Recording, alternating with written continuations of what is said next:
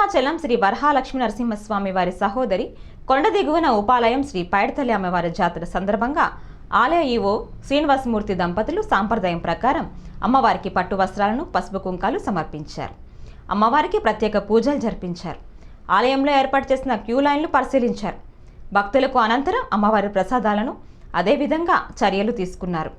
సాయంకాలం జాతర సమయంలో వినోదం కొరకు సాంకేతిక కార్యక్రమాలను ఏర్పాటు చేసినట్లుగా తెలిపారు.